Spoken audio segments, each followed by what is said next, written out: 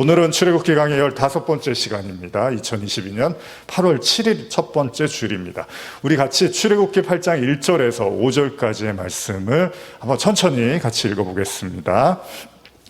여호와께서 모세에게 이르시되 너는 바로에게 가서 그에게 이르기를 여호와의 말씀에 내 백성을 보내라.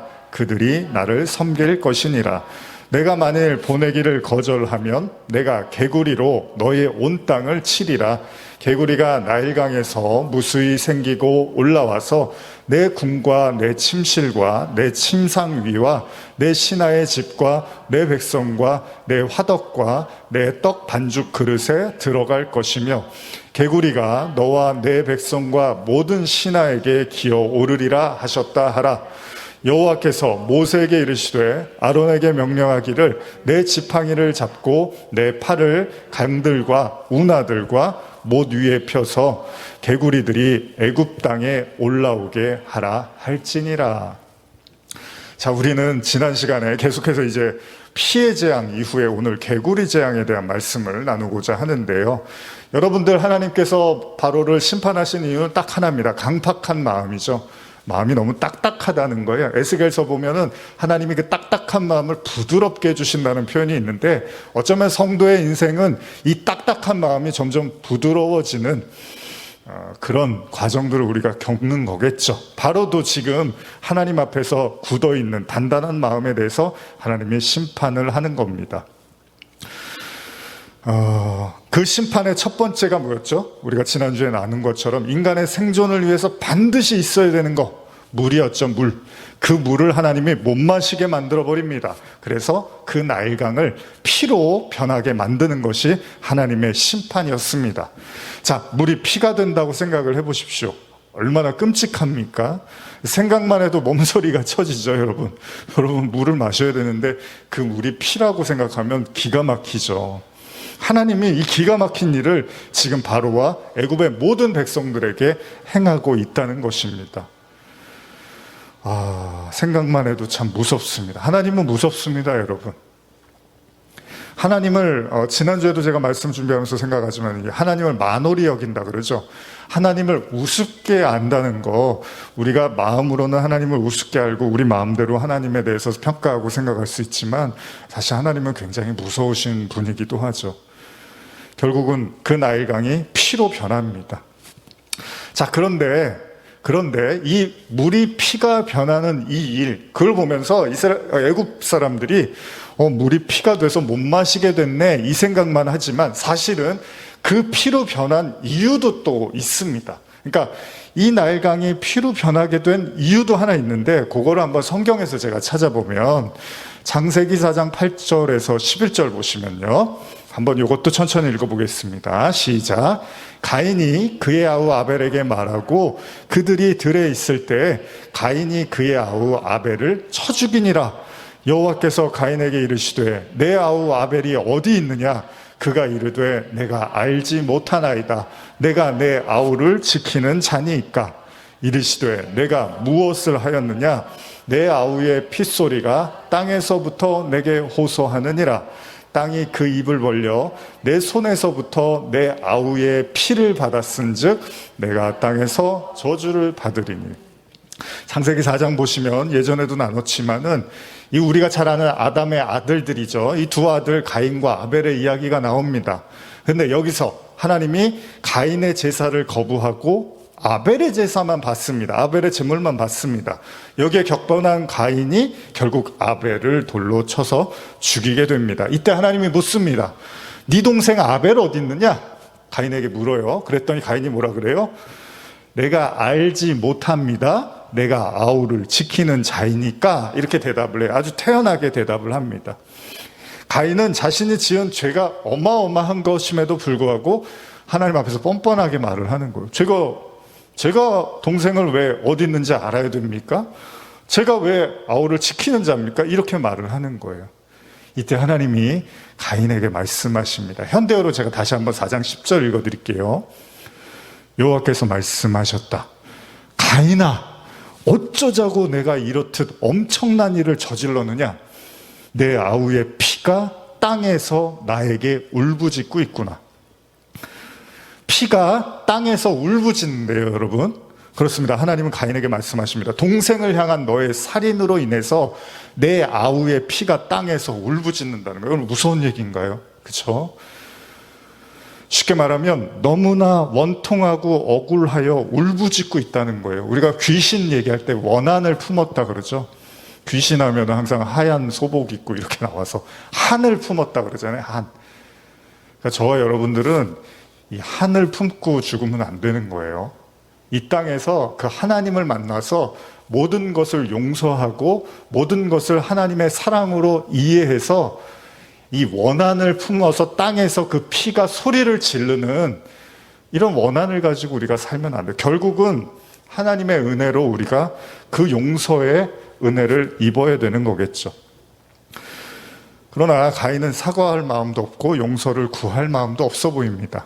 결국 하나님이 가인에게 형벌을 내리시죠.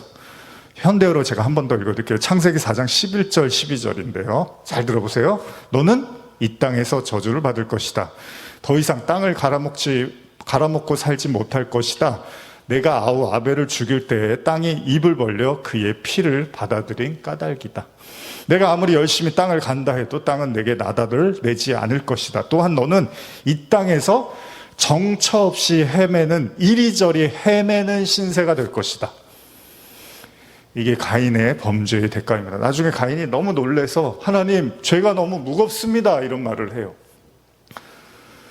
여러분, 하나님에 대한 서운함과 분노로 자신의 동생을 죽인 그 형 가인에게 주어진 형벌은 큽니다.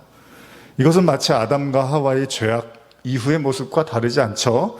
지금 우리는요, 히브리 백성을 내어주지 않고 있는 애굽인들에 대한 하나님의 심판을 나누고 있습니다. 자, 아무리요 애굽이 바로가 히브리 백성을 붙잡고 싶어도, 그리고 자신의 치하에 두어서 종으로 삼고 싶어도요, 하나님은 절대로 허용을 안 하십니다, 이거를. 그러니까 여러분들이 자부심이 있어야 돼요. 이렇게 예배당에 나오시고 또 온라인으로 예배를 드리시는 분들 마음속에 자부심이 있어야 돼요. 하나님은요, 절대로 여러분들을 세상의 종으로 사는 것을 내버려 두지 않습니다. 여러분들이 어떤 환경과 상황에서 핍박을 받고 어려움이 있다 하더라도 하나님은 반드시 여러분들을 하나님 앞으로 끌어내신다는 거예요. 어쩔 수 없어요, 이거는. N극, 우리 자석을 보면 N극과 S극이 있죠. 하나님의 자녀는 어쩔 수 없이 끌려 나오는 거예요, 세상으로부터. 그러나 하나님의 자녀가 아닌 사람들은 나오려고 해도 자꾸 들어가는 거예요. 세상으로 끌려당기는 거죠. 하나님이 심판하십니다. 아무리 애굽이, 아무리 히브리 백성을 붙잡고 싶어도 그건 안 되는 거예요. 여러분들의 그 주변에도 지금 영적인 전쟁이 항상 있을 거예요. 내가 하나님께 더 나가려고 하는데 계속 끌어당기는 이 전쟁 속에서 하나님은 절대로 여러분들을 그냥 두지 않으신다는 겁니다. 근데 여러분 보세요. 이 이야기가 시작됐던 출애굽의 처음의 사건 혹시 기억나십니까? 이 책의 주인공인 모세가 태어날 때 있었던 일이 뭐죠? 혹시 기억나십니까? 그렇습니다. 제가 그때 어린이 주일이어서 이런 제목으로 설교를 했어요. 어린이가 어른들의 수단이 되지 않기를, 뭐 이런 제목으로 설교를 했던 기억이 나시죠? 뭐냐 하면 이 바로가 히브리인들을 괴롭히기 위해서 한 가지 하지 말아야 될 행동을 했는데, 그게 뭐냐 하면 남자아이들, 히브리 남자아이들이 태어날 때 다 죽여버렸던 거죠. 출애굽기 1장 22절입니다. 시작. 그러므로 바로가 그의 모든 백성에게 명령하여 이르되 아들이 태어나거든 너희는 그를 나일강에 던지고 딸이거든 살려두라 하였더라. 우리가 분명히 처음 이 말씀을 나눌 때 가히 충격적이고 절대 해서는 안 되는 일을 애굽왕 바로가 한 거죠. 우리가 이제 시간이 흐르니까 다음 장으로 넘어가면서 잊어버리긴 했지만, 사실은 하나님의 뜻에 저항하는 이 바로의 강박함에 이전의 모습은 더했습니다. 얼마나 무자비한 일을 했는지 모릅니다. 다시 말하면요, 여러분, 하나님이 첫 번째 재앙으로 나일강이 피로 변하게 한 것은 앞서서 애굽이 저질렀던 그 범죄, 그 나일강에다가 그 귀한 생명을 던져버렸잖아요. 그 생명에 대한 피값으로 하나님이 심판하셨다고 봐도 무관하다는 것입니다. 어쩌면 지금 그들이 겪는 재앙은 단지 히브리인들을 놔주지 않았다는 것 때문에 일어난 일이라기보다는 이미 지독할 정도로 히브리인들을 박해하고 핍박했던 그들의 과거에 대한 형벌이라고도 볼 수 있다는 겁니다. 그러니까 여러분, 지금 일어나고 있는 일은 꼭 지금 일어난 일에 대한 대가가 아니라 이전에 일어난 일들에 대해서 하나님의 결과물들일 수도 있다는 것입니다. 근데 문제는 뭡니까? 바로는 눈 하나 깜짝하지 않습니다. 나일강이 피로 변하든, 백성이 더 이상 마실 물이 없든, 물을 통해서 해야 되는 수많은 어떤 생산적인 행위가 있음에도 불구하고 그 일들을 하지도 못하는 그 상황이 됐는데 바로는 눈 하나 깜짝을 하지 않습니다. 왜 그러냐면요, 그 중에 중요한 요소가 뭐냐면 자기 수하에 있는 요술사들이 있어요. 그 사람들이 하나님의 어떤 엄중한 경고와 이적을 행할 때마다 그걸 자꾸 따라서 합니다. 흉내를 내요. 이러다 보니까 바로가 의기양양해지는 거죠. 이게 더 큰 이제 화를 불러오는데요. 오늘은 바로 개구리 재앙입니다. 하나님은 강팍한 바로를 향해서 개구리 재앙을 준비하고 계십니다. 말 그대로 강가나 습지에 머물러야 되는 개구리들이요, 그의 삶의 터전 한복판에 뛰어들어와서 그들의 삶을 완전히 마비시키고 있습니다. 자, 하나님이 이제 이 경고를 하는데, 그런데 잘 아시겠지만 개구리 역시도 어떤 의미죠? 여러분 혹시 아시나요? 애굽에서 개구리에 대한 사람들의 생각은 뭐였냐 하면 풍요와 다산의 상징이었어요. 그래서 애굽인들이 개구리도 신처럼 여겼습니다. 우상이었어요, 우상. 그리고 개구리의 원어를 살펴보면요, 원어가 뛰어오르다, 울다, 뭐 이런 의미가 있어요. 그러니까 그 개구리가 이제 땅으로 올라오면 어떤 일이 일어나냐면 여기저기서 와글 시끄럽게 울어대겠죠. 정신이 하나도 없겠죠. 자, 출애굽기 8장 6절 7절입니다. 아론이 애굽 물들 위에 그의 손을 내밀매 개구리가 올라와서 애굽 땅에 덮이니 요술사들도 자기 요술대로 그와 같이 행하여 개구리가 애굽 땅에 올라오게 하였더라. 결국 하나님의 이적을 일으키죠. 그들의 다산과 풍요의 상징으로 여기는 개구리가 순식간에 그들을 가장 불편하게 만드는 존재로 탈바꿈됩니다. 첫 번째 재앙이요, 생존을 위한 가장 원초적인 물에 대한 재앙이었다면, 두 번째는요, 그들이 신처럼 모시는 개구리, 즉 다산과 풍요, 요게 공포로 다가올 수 있다는 거예요. 근데 사실 이게 영적인 의미로도 보시면 그런 게 있잖아요. 사실 요한계시록이나 이런 거 제가 말씀 이렇게 준비하다 보면 정말 힘들고 어려운 시기에 그들이 사실 예수님을 믿기 위해서 그냥 목숨을 걸고 믿어야 되는 그런 상황이었잖아요. 그런데도 불구하고 그들이 이제 목숨을 걸고 신앙생활을 했던 모습들이 우리는 곳곳에서 볼 수 있게 되죠. 근데 오늘날 제가 예전에 이제 프랑스에 처음 단기 선교 한 10년 좀 됐는데, 프랑스에 이제 도착을 해서 짐을 풀고 이제 어떤 교회에서 첫 예배를 드리는데, 거기에 이제 프랑스 사람이 이렇게 이제 프랑스 사람들하고 한국 사람들 섞여서 예배를 드리는데 갑자기 저한테 그런 얘기를 하더라고요. 너희 한국 교회에 굉장히 부흥 많이 되고 사람 많다고 들었는데 나는 한국 교회가 굉장히 걱정스럽다. 그래서 왜 그랬더니 한국 교회는 돈을 너무 좋아한다. 그래서 그렇게 커져 있는 모습이 자기는 하나도 부럽지가 않다는 거예요. 사실 프랑스는 교회가 굉장히 적거든요. 아주 적어요. 1% 미만이란 말이에요. 그런데도 불구하고 그런 얘기를 하더라고요. 그게 10년 전이었는데 요즘 제가 보니까 딱 유럽처럼 돼가고 있어요. 지금 이제 한국 교회도. 무슨 얘기냐면요, 우리가 다산과 풍요, 우리는 이제 풍요로운 것이 마치 그 하나님의 축복이라고 자꾸 착각을 했는데, 지나고 나니까 이 풍요로움 때문에 하나님을 점점점 잊어간다는 겁니다.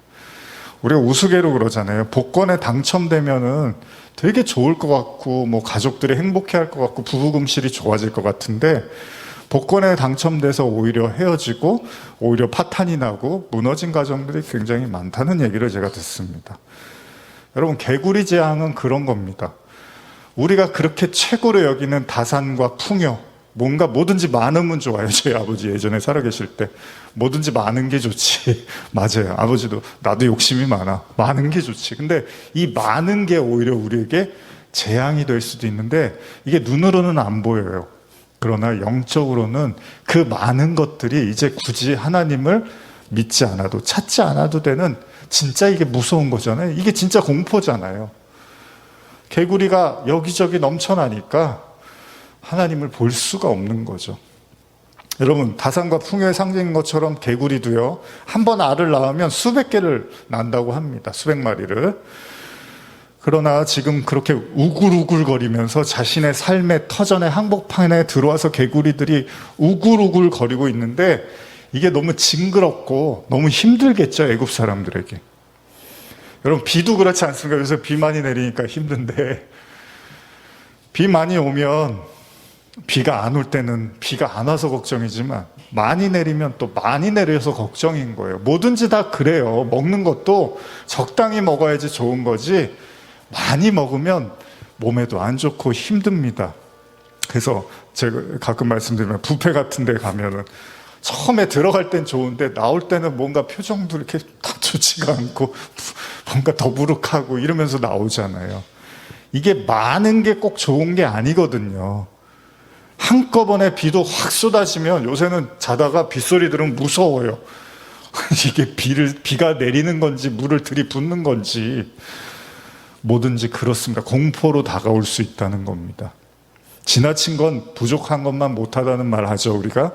무턱대고 풍요와 다산을 숭앙하는 인간들, 하나님은요 이제 그 인간들 향해서 그게 얼마나 부질없는 건지를 뼈저리게 깨닫게 하시는 거죠. 여러분, 사람들이 흔히 돈과 건강이라는 면에서도 이제 이 풍요와 다산을 생각하잖아요. 그저 돈 많이 벌고 건강한 게 최고지, 이거. 이 말들이 그냥 이렇게 다 팽배하게 깔렸잖아요. 우리 삶의 곳곳에 돈 많이 벌고 건강하면 최고지. 틀린 말은 아닙니다. 그런데 그 수많은 돈과 튼튼한 건강이 있다고 해서 우리가 그것을 행복이라고 생각하진 않습니다. 이게 크리스찬의 생각이잖아요. 하나님을 믿는 사람들은 돈 많고 건강한 게 최고지, 이게 아니잖아요. 하나님을 믿고 구원받는 게 최고지, 이게 우리가 가진 생각이잖아요. 근데 개구리를 섬기는 사람들은 돈 많고 건강하면 최고지, 이거잖아요. 그게 개구리 섬기는 거예요. 그게 다산과 풍요를 숭앙하는 거예요. 지금 하나님이 애굽에 내리는 재앙에는 그런 의미가 있다는 겁니다. 무엇일까요? 앞선 나일강에서도 피재앙에서도 그런 것처럼요, 지금 개구리 재앙 역시도 우리에게 말씀하시는 거예요. 여러분, 믿는 도끼에 발등 찍힌다는 말 있잖아요. 믿는 도끼에 발등 찍힌다는 말이 뭐죠? 여러분과 제가 뭐를 믿으면 반드시 그 믿는 것 때문에 발등을 찍히는 시간이 올 수도 있다는 거죠. 그래서 어르신들이 잘 하는 말 중에 뭐가 있냐면, 자식 새끼들 키워봤자 하나 소용없다, 이런 말들 가끔 하시죠. 왜 그런 말씀 하시죠? 내가 애쓰고 공들이고 정말 마음을 다해서 정말 진짜 뼈를 갈아서라도 내 새끼를 챙겼는데, 키웠는데 다 크니까 자기 혼자 자란 것처럼 부모 생각 안 하고 자기들만 생각한다는 거예요. 그건 그만큼 기대가 컸다는 이야기잖아요. 기대가 크다는 거는 그래도 자녀들에게 공을 들이면 언젠가는 자녀들이 그것에 대한 보답을 해줄 거라고 생각을 했던 거잖아요. 희망이 있었다는 거잖아요. 근데 어떻습니까? 우리는 이런저런 이유로 삶을 살면서 배신 아닌 배신을 당하고 삽니다. 여러분, 배신에 대한 인터넷 사전을 보면요, 어떤 대상에 대하여 믿음과 의리를 저버렸다, 이런 뜻이 있어요. 어쩌면 지금 애굽 사람들이 당하는 고통이 그러해 보입니다. 자기들이 철저히 믿었던 신적인 존재 같은 그 개구리, 그 우상이 이 자기들에게 아무 힘도 주지를 못하고 나가서 삶의 터전을 다 마비시켜버리고 있다는 겁니다.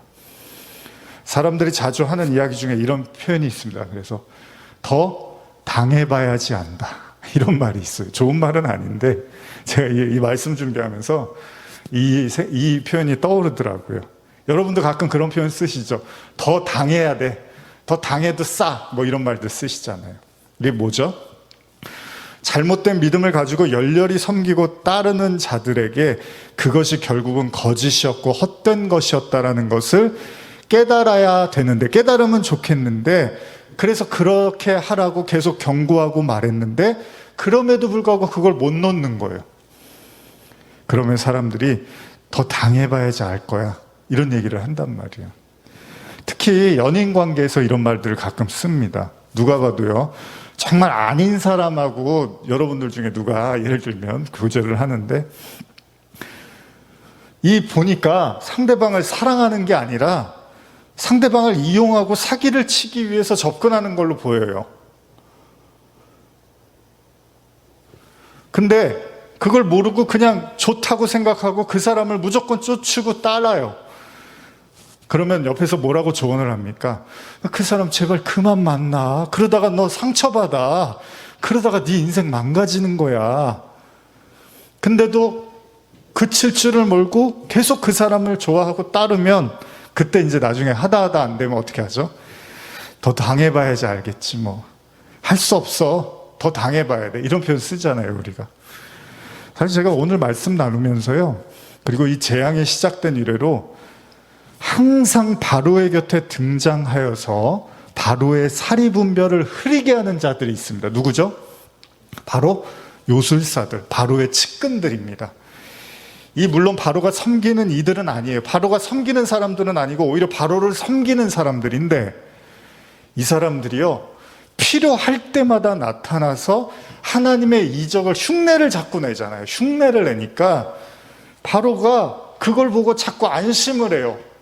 이게 하나님만 하는 게 아니라 내 사람들도 다 할 수 있는 거네. 하나님 그까짓 거 아무것도 아니네. 이제 이렇게 생각을 한단 말이에요. 성경을 읽어 내려가다 보면요, 아마도 우리가 지금 바로에게 해주고 싶은 말이 하나 있죠. 뭐예요? 참 더 당해봐야지 알겠구나, 바로한테. 그런 말을 해주고 싶을 거예요. 여러분, 개구리 재앙이 시작되고 또다시 그 바로의 주변에 요술사들이 흉내를 냅니다. 한 번 더 생각해 봅시다. 요술사들은 지금 바로를 돕고 있는 건가요? 아니면 바로를 망가뜨리고 있는 건가요? 그렇습니다. 지금 바로와 그 백성들을 망하게 하는데 1등 공신, 혁혁한 공을 세우는 이들이 바로 요술사들이에요. 근데 여러분, 주변 사람들을 잘 두셔야 되는 거예요. 주변 사람이 어떤 사람인가에 따라서 우리는 이리로 저리로 흔들릴 수 있습니다. 바로의 주변 사람들은 바로를 돕는다고 지금 요술을 부리고 있는데, 이게 진짜 바로를 한순간에 망가뜨리는, 완벽하게 망가뜨리는 일을 하고 있는 겁니다. 차라리 그들이 아무것도 못했다면, 아니면 바로에게 하나님께 그냥 굴복하세요라는 충언을 했다라면, 여러분 10가지 재앙을 다 바로가 겪을 이유가 없었겠죠. 백성들의 고통도 이렇게까지 오지 않아도 됐을 겁니다. 그런데 바로가 가장 의지했던 게 뭐냐면 요술사들이었어요. 주변에 있었던 그 요술사들. 여기에 바로가 정신을 못 차리는 거예요. 지금 여러분들이 대화하고 있는 사람들, 여러분과 가장 가까운, 여러분들에게 영향을 끼치는 사람들은 누굽니까? 그들은 정말로 하나님의 살아계심과 하나님의 역사와 일하심을 이야기하고 있습니까? 아니면 끊임없이 여러분들을 세상으로 잡아 끌어서 다시 세상의 한가운데로 밀어넣고 있는 사람들입니까? 바로의 사람들은 최소한 그래 보입니다. 하나님하고 한판 떠봐. 하나님 그까짓 거 아무것도 아니야. 아무 일도 안 일어날 거야. 아무렇지도 않을 거야. 나는 별일 없이 산다. 괜찮아. 하나님 안 믿어도 나는 별일 없이 살 거야. 아니요. 이 사람들 때문에 바로가 정말로 망하고 있습니다. 어쩌면 이게 가장 무서운 점입니다. 왜 하나님은요, 이런 생각을 해봤어요. 왜 하나님이 그러면 요술사들이 흉내낼 수 없는 재앙을 일으키시면 얼마나 좋아요. 한 번에. 처음부터 요즘 말로 우리가 말하는 후덜덜한 거 있잖아요. 그러니까 그 누구도 흉내낼 수 없는 재앙을 마치 홍해가 갈라지는 그런 것처럼 만나가 떨어지는 이런 거는 흉내를 못 내잖아요. 이런 기적과 같은 일들을 한 번에 행하셨으면 얼마나 좋겠습니까? 그럼 바로도 이건 안 되는 거구나. 하나님하고 내가 할 수 없는 거구나. 싸울 수 없는 거구나. 물러났을 텐데, 그렇기 때문에 우리는 이 재앙의 주도권이 바로가 아닌 하나님께 있음을 정신을 차려야 되는데, 가만히 보니까 바로가 쫓아하니까 하나님하고 바로가 뭔가 지금 핑퐁 싸우는 것처럼 보인다는 거예요. 근데 여러분, 정신 차리고 봐야 될 건 이 싸움의 주도권은 하나님한테 있는 겁니다. 바로가 지금 하나님하고 대결을 하고 싸우고 있는 게 아니라는 거예요. 하나님이 지금 바로를 설득을 하고 이기기 위해서 하나님이 막 몸부림치고 있는 게 아니라는 겁니다. 이게 무서운 거예요. 잘 들어보세요. 하나님이 여러분 처음 모세를 부르셨을 때, 그리고 그가 애굽에 가려고 했을 때 하나님이 계속 강조하신 말씀이 있습니다. 그게 뭐냐면 출애굽기 4장 21절인데요. 한번 볼까요? 시작. 여호와께서 모세에게 이르시되 내가 애굽으로 돌아가거든 내 손에 준 이적을 바로 앞에서 다 행하라. 그러나 내가 그의 마음을 완악하게 한즉 그가 백성을 보내주지 아니하리. 이게 무서운 말씀이에요. 여러분 잘 생각해 보세요. 하나님이 처음부터 뭐라 그래요? 내가 바로의 마음을 완악하게 할 거야. 그래서 백성을 순순히 내보내주지를 않을 거야. 누가요? 하나님이. 이게 무슨 말입니까? 어떻게 완악하게 하시겠다는 거예요? 여러분 어떻게 완악하게 하시겠다는 거예요?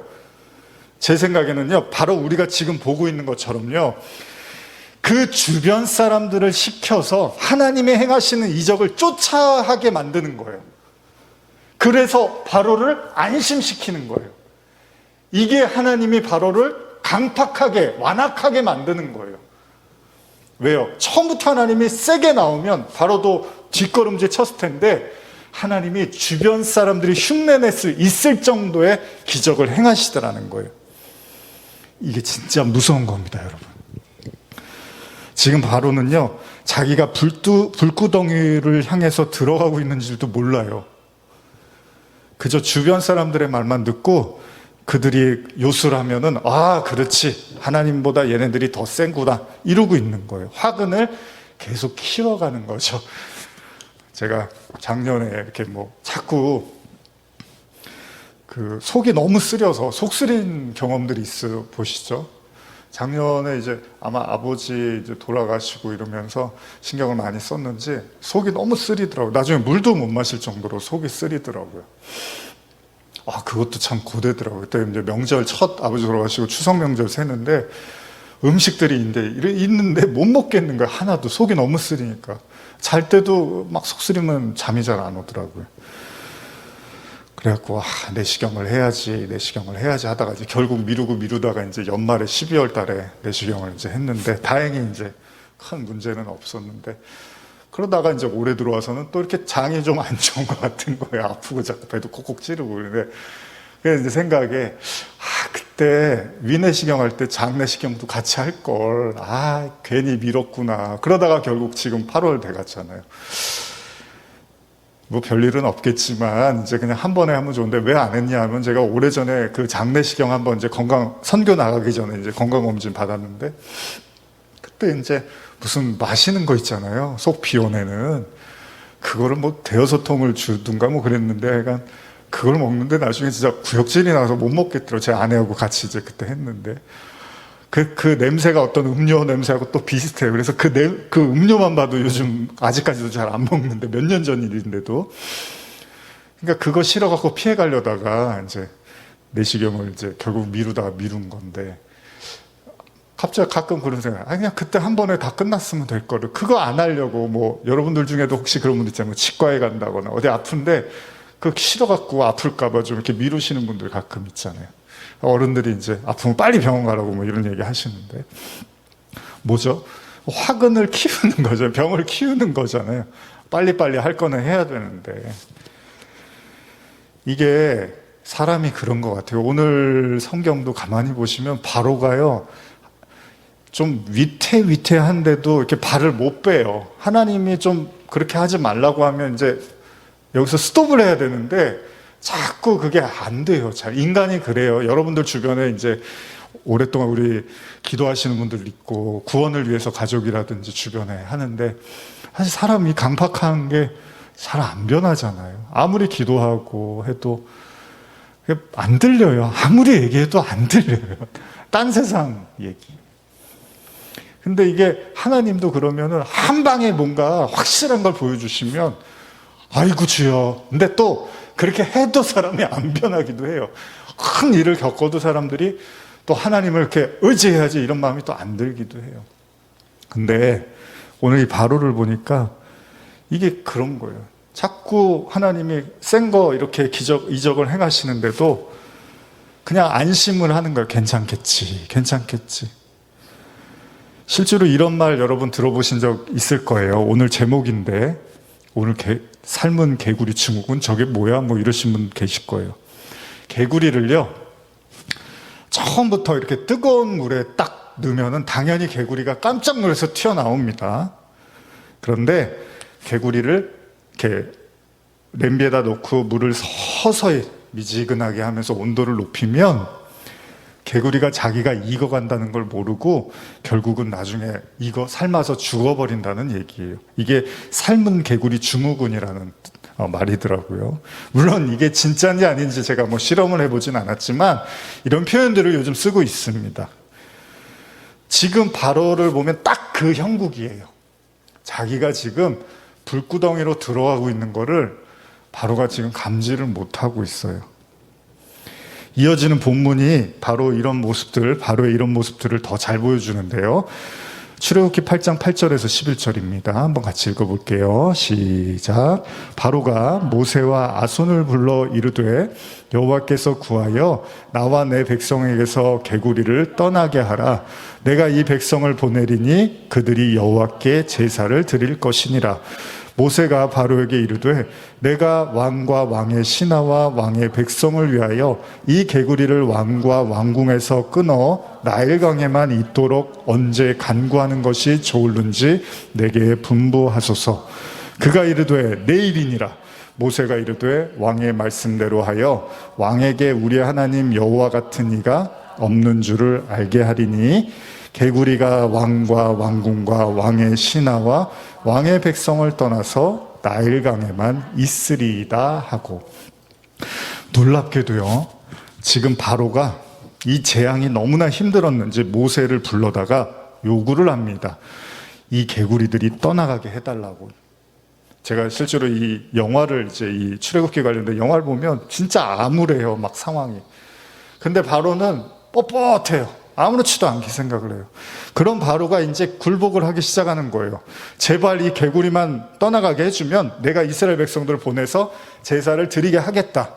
그래서 모세가 바로 다음날 그 요청대로 행합니다. 이것도 읽어볼게요. 12절에서 14절입니다. 시작. 모세와 아론이 바로를 떠나가서 바로에게 내리신 개구리에 대하여 모세가 여호와께 간구하매 여호와께서 모세의 말대로 하시니 개구리가 집과 마당과 밭에서부터 나와서 죽은지라. 사람들이 모아 무더기로 쌓으니 땅에서 악취가 나느라. 자, 하나님이 또 바로의 말을 들어주시네요. 그쵸? 하나님이 모세의 기도를 들으시고 바로를 비롯한 왕과 왕궁과 왕의 신하와 백성을 떠나 그 개구리들이 이제 나일강에만 있게 한 겁니다. 정상적인 상황이 다시 돌아왔어요. 그리고 육지에 있던 개구리들은 모두 나와서 죽었습니다. 참 놀라운 일입니다. 역시 하나님 대단하세요, 여러분. 그러니까 하나님, 저도 그렇고 여러분도 그렇고 기도하다가 안 들어지고 힘드시겠지만 하나님이 못해서 안 하시는 건 아니잖아요, 그죠? 하나님이 능력이 없고 못해서 안 하시는 게 아니라 그 속에도 하나님의 뭔가 뜻이 있는 거잖아요. 메시지가 있는 거잖아요. 이거 보세요. 개구리도 그냥 하나님이 올라오라 그러니까 올라왔다가 내려가라 그러니까 내려가고, 바다도 열리라 그러니까 열리고, 닫히라 그러니까 닫히고. 뭐 지금 우리가 그런 일들을 눈으로 확인하지는 않지만 어쨌든 성경은 하나님이 그냥 하시면 하셔요. 아무것도 아닌 일들이에요. 이렇게 대단한 하나님을 우리가 믿고 있습니다. 이쯤 되면은 바로도 이제 톡톡히 하나님이 어떤 분인지를 봤어요. 그 개구리가 어찌나 많았던지 개구리로 인해서 땅에서 악취가 진동을 합니다. 그렇습니다. 그토록 그들이 성스럽게 여기던 것들이 알고 보니까 악취가 나고 썩은 것들이었다는 거예요. 여러분과 제가 그렇게 생명처럼 여기는 것들이 악취가 나고 썩은 걸 수도 있다는 거죠. 하나님의 말씀대로 여호와 외에 그 어떤 것도 우상이 돼서는 안 된다는 얘기를 보여주고 있는 거죠. 왜냐하면 영원한 건 하나님밖에 없습니다. 잘 생각해 보세요. 결국 눈에 보이고 손에 잡히고 귀에 들리고 하는 모든 것들은요, 시간이 지나면 다 썩습니다. 없어집니다. 여러분, 물도 그렇잖아요. 물이 아무리 깨끗해도요, 고이면은 금방 썩습니다. 물도. 그렇기 때문에 하나님은요, 이스라엘 백성의 광야 생활 동안에도 한 가지 만나와 관련해서 중요한 법칙이 있었습니다. 뭐죠? 저와 여러분도 잘 기억하셔야 되는데, 그건 만나를 하나님의 하늘에서 내려주시지만 그날 먹을 만큼만 가져가고 다음 날까지는 남겨두지 말라는 거였죠. 이건 제가 읽어드릴게요. 출애굽기 16장 19절에서 21절인데요. 모세가 그들에게 이르기를 아무든지 아침까지 그것을 남겨두지 말라 하였으나 그들이 모세에게 순종하지 아니하고 더러는 아침까지 두었더니 벌레가 생기고 냄새가 난지라 모세가 그들에게 노하니라. 우리가 아침마다 각 사람은 먹을 만큼만 거두었고 햇볕이 뜨겁게 쬐면 그것이 쓰러졌다. 무슨 말입니까? 여기서 우리는 두 가지 생각을 할 수 있는데요. 첫째는 아무리 하나님이 주신 거라도 필요 이상은 취하지 말라는 겁니다. 하나님이 주신 거니까 좋으니까 무조건 많으면 좋지. 아니요. 하나님이 주신 거라도 필요 이상은 취하지 말라는 거예요. 두 번째는 신앙의 목적은 하나님의 손길을 의지하는 거지 물질을 축적하는 데 있지 않다는 거예요. 이게 뭐냐면요, 이것도 한번 잘 생각해 보세요. 오늘 본문에 등장하는 애굽인들이요, 신처럼 섬기는 개구리도 풍요와 다산의 상징이었잖아요. 그런데 이게 중요한 거예요, 여러분. 그들의 목적이요, 개구리를 왜 섬기냐 하면 물질을 축적하기 위한 방법으로 개구리를 섬기는 거잖아요. 개구리가 좋은 게 아니잖아요. 개구리를 섬기면 돈을 많이 번대. 그래서 뭐 개구리 같은 거 이렇게 좋아하는 분들 계시죠? 또 뭐 개구리로 만든, 개구리처럼 만들어진 그런 뭐 인형이라든지 이런 거. 그게 돈을 많이 불러온대 라고 해서 믿는 거죠. 쉽게 설명하면요, 하나님이요, 예를 들면 여러분, 하나님이 여러분들에게 평생 쓸 수 있는 돈 얼마 정도면 평생 쓰실까요, 여러분? 그냥 100억이라고 할게요, 제가. 자, 여러분들에게 하나님이 여러분 너무 사랑해서 100억을 주셨어요. 여기 지금 계신 분들한테 100억씩 주셨어요. 100억 정도면 뭐 괜찮으시잖아요. 그렇죠? 차 뭐 한 10억짜리 차 한 대 사시고 뭐 하면 금방 쓰겠네요. 또 집 한 채 뭐 사고 하면. 근데 어쨌든 간에 저는 그렇게 안 쓰니까 100억이면 저는 뭐 살 수 있을 것 같아요. 자, 그렇게 평생 먹을 양식과 돈을 하나님이 한 번에 주셨어요. 이렇게 가정을 해봅시다. 그러면 어떻겠습니까? 당연히 먹을 거 돈 걱정 안 하고 살겠죠. 왜? 풍요로우니까. 근데 왜 하나님이 그렇게 안 하시죠? 돈도요, 있다가 사라지고 음식은 더더욱 시간이 지나면 썩게 됩니다. 무슨 말입니까? 왜 풍요의 신을 섬기는 게 잘못됐냐 하면요, 인간이 원하는 풍요는요, 그 풍요가 더하면 더할수록, 아까도 제가 드린 말씀인데, 풍요로우면 하나님을 필요로 하지 않는다는 거예요. 그래서 하나님이요, 그들의 마음속 숭앙의 대상인 풍요, 그 개구리들을 공격해서 그게 결국 썩은 내에 진동한다는 거예요. 여러분들이 아무리 돈을 많이 모아놓고 음식을 곳간에 쌓아놓아도 시간이 흐르면 다 썩어서 없어진다는 걸 자꾸 보여줌으로써 여러분들이 의지해야 될 것은 돈과 양식과 그런 재물이 아니라 하나님으로부터 나오는 하나님이다라는 걸 계속 강조를 하시는 거죠. 요즘 집값 떨어졌다고 난리잖아요. 뭐 기사 보면. 주식, 뭐 코인, 제가 가끔 말씀드리지만 이것 때문에 속상해하는 분들 굉장히 많죠. 그렇습니다. 우리는 이런 일을 겪으면서 이런 생각을 해야 돼요. 크리스찬들은. 그래, 물질이라는 건 믿을 게 못 돼. 이리로 가야지.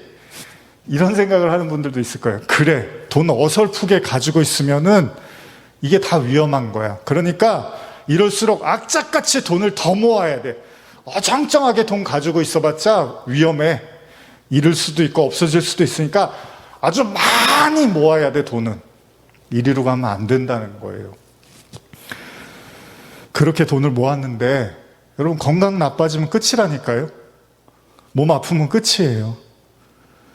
하나님의 이처럼 눈에 보이는 세상은 그저 있다가도 사라질 불안한 요소에 불과한 거라는 걸 사실은 계속 성경을 통해서 저에게 여러분들에게 가르쳐 주시는 거죠. 어쨌거나 바로도요, 자신들이 섬기던 풍요의 신을 통해서 몰락을 해갑니다. 그런 백성을 보고 있자니 이제 두 손 두 발을 다 드는 걸로 보여요. 그러나 우리는 압니다. 아직 10가지 재앙은 끝나지 않았습니다. 이제 겨우 두 번째 재앙일 뿐입니다. 이게 무엇을 의미합니까? 아직 바로에게는 하나님을 저항할 힘이 남았다는 증거고, 이것은 바로의 마음이 아직 단단하다는 겁니다. 근데 여러분, 이 본문 보실 때, 이제 제가 마무리하려고 하는데, 이 본문 보실 때 여러분과 제가 주의해서 볼 것은, 바로는요, 우리들을 상징하는 겁니다. 하나님을 온전히 만나지 못한 우리에 대한 이야기입니다. 그러니까 바로가 10가지 재앙을 겪고서 죽었잖아요. 그리스도인들이 옛사람이 죽고 새 사람으로 태어난다는 얘기는 옛사람인 바로가 죽고 새로운 사람으로 하나님의 백성으로 태어난다는 거예요. 그래서 민수기가 넘버스잖아요, 영어로. 하나님의 진짜 백성으로 태어나는. 그래서 이스라엘 백성들이 광야에서 첫 세대가 다 죽는 거란 말이죠. 마찬가지로 저와 여러분들도 사실은 이 10가지 재앙의 의미를 이 땅에서 반드시 겪고 하나님께 온전히 그 홍해를 갈라서 그 세례를 통해서 하나님을 믿게 된다는 이야기를 사실은 하고 있는 겁니다. 자, 출애굽기 8장 15절 한번 읽어보겠습니다. 시작. 그러나 바로가 숨을 쉴 수 있게 됨을 보았을 때 그의 마음을 완강하게 하여 그들의 말을 듣지 아니하였으니 여호와께서 말씀하신 것과 같더라. 현대로 읽어드릴게요. 이렇게 한시름 놓게 되자 바로는 다시 고집을 부려 모세와 아론의 말을 듣지 않았다. 여기서 쓰인 그 숨을 쉴 수 있게 됐다. 바로가 숨을 쉴 수 있게 됐다는 게요, 원어를 보니까 휴식, 안도, 안심 이런 표현이 있어요. 그러니까 바로가 무섭던 그 개구리를 통해서 그 개구리를 모세가 처리를 해주니까 다시금 쉴 틈을 얻게 됐고 마음의 휴식을 찾았다는 거예요. 근데 다 쉬고 나서 바로가 어떤 결정을 하냐? 다시 하나님하고 좀 싸워봐야겠다 이런 생각을 하더라는 거예요. 어쩌면 아까 우리가 나눈 말씀처럼요, 차라리 바로에게 쉴 틈을 주지 않았다면 견디다 못해서 항복을 할 수 있었는지도 모릅니다.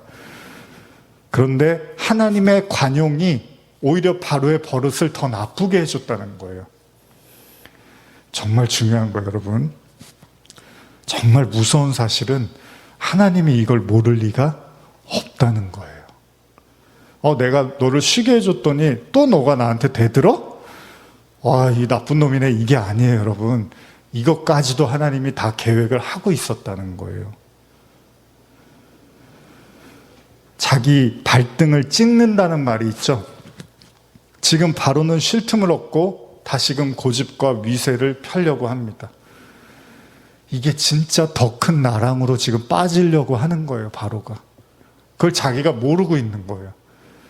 쉽게 말하면 하나님이 바로에게 속은 게 아니라 하나님이 지금 봐주고 있다는 거예요. 근데 바로가 전혀 눈치를 못 채고 있는 거예요. 우리가 출애굽기의 이야기를 아는 이상 이쯤에서 누가 바로를 좀 말렸으면 좋겠습니다. 그의 기세 등등하고 위풍당당하며 그의 그칠 줄 모르는 자신감과 나름 자신이 믿는 태양신에 대한 그 신념, 그리고 자신이 거느리고 있는 하나님을 흉내내는 요술사들, 그 모든 게 자기와 자기 백성들을 파국으로 지금 몰고 가고 있는데 그걸 아무것도 모르고 바로는 계속 자기 발등만 찢는 선택을 하고 있다는 거예요. 삶은 개구리 증후군. 뭐죠? 자기가 죽어가고 있으면서도 전혀 감지를 하지 못하는 바로 바로의 지금의 모습입니다. 누가 좀 말려줬으면 좋겠어요. 오늘 우리의 선택은 어떻습니까? 오늘 우리의 마음은 어떻습니까? 저와 여러분들은 우리가 가진 모든 걸로 하나님을 사랑하고 계십니까? 내 마음과 뜻과 성품을 다해서 하나님을 사랑하고 이웃을 사랑하라고 하셨는데 그렇게 그 길로 가고 있습니까? 아니면 내가 가진 모든 것을 동원해서 풍요의 신 개구리를 섬기면서 의기양양하게 하나님과 대결을 하려고 하는 것입니까? 중요한 건 다 사라질 것들이고 썩어질 것들입니다. 마태복음 6장 19절에서 21절 한번 읽어보겠습니다. 너희를 위하여 보물을 땅에 쌓아두지 말라. 거기는 좀과 동록이 해하며 도둑이 구멍을 뚫고 도둑질하느니라. 오직 너를 위하여 보물을 하늘에 쌓아두라. 거기는 좀이나 동록이 해하지 못하며 도둑이 구멍을 뚫지도 못하고 도둑질도 못하느니라. 내 보물이 있는 그곳에는 내 마음도 있느니라. 여러분들의 마음이 어디에 가 계십니까? 꿀단지가 있는 곳에 자꾸 생각이 가듯이 여러분들 마음이 어디에 가 계십니까? 제가 다음 주까지 출애굽기 설교하고 한 2주 정도는 이제 한 영혼이 온 천하보다 귀하다는 설교를 2주에 걸쳐서 하려고 하는데 이 설교들을 준비하면서 제가 그런 생각을 했어요. 여러분, 성도의 누림, 우리 하나님의 영광과 그리고 성도의 누림, 이것이 그리스도인들의 삶의 축복이잖아요. 그런 생각이 듭니다. 성도의 삶의 누림은 어디에서 오냐면 여러분들의 삶의 기쁨은요, 여러분들이 복음을 나눌 때 성도의 그걸 삶의 누림이라고 하는 겁니다. 우리가 누군가에게 복음을 나눌 때 누군가 그 복음을 듣고 너무 기뻐하고 살아날 때 이게 성도가 누릴 수 있는 최고의 이 땅에서의 기쁨이거든요. 이웃사랑은 그거예요. 그래서 이웃에게 복음과 진리를 나눠주는 걸 이웃사랑이라고 합니다. 왜요? 하나님을 사랑하면 이웃을 사랑하게 되는 거죠. 여러분들의 보물은 무엇입니까? 여러분들의 마음은 자꾸 어디에 가 계십니까? 여러분의 생각은 어디에 가 계십니까? 하늘의 양식, 좀이나 동록이 해하지 못하는 하나님의 나라. 우리의 모든 것을 하나님의 나라를 향하여 가는데 쓰십시오. 뭐 단지 헌금을 많이 하시고 돈을 많이 하나님께 쓰세요. 그런 의미가 아니라 여러분들의 마음의 전부를 하나님께 부으시고 그 하나님의 나라만이 오로지 여러분들에게 진짜 온 천하를 주고도 바꿀 수 없는 밭에 감추인 보물이라는 것을 깨달으시기를 간절히 소원합니다. 여러분, 한 영혼이 온 천하보다 귀하다고 하는데 제가 가끔 말씀드리지만 유튜브 처음 시작할 때 그 한 사람 보고 시작했습니다. 한 사람이라도 말씀을 들어준 누군가 듣는다면 그거 할 만한 가치가 있다. 뭐 우리 교회도 사람이 별로 없습니다. 지금도 뭐 예배 드리는데 별로 없지만 그런 게 사실 저한테 그렇게 힘들지는 않습니다. 물론 뭐 저를 무능하다고 하실 수도 있고 목회 잘 못하는 거 아니야? 뭐 사람들한테 전도 잘 하나? 뭐 사람들하고 부침성이 없나? 뭐 이런저런 판단을 하실 수도 있어요. 뭐 제 운이기도 하고요. 근데 그런 것도 사실 저한테 그렇게 힘들지 않습니다. 뭐 집에서 전도사 때부터 개척하면서도 별로 그런 게 저에게 중요하지는 않았습니다. 제가 진짜 하나님 주신 구원과 은혜가 제 안에 있으면 그게 왜 힘듭니까? 아니, 영원한 심판에서 영원한 생명을 주셨는데 그게 왜 저한테 힘들겠습니까? 여러분들이 진짜 영원한 지옥이 뭔지를 아셨는데 하나님이 영원한 천국을 주셨으면 주변의 것들이 왜 여러분들에게 힘들 이유가 되겠습니까? 아닙니다.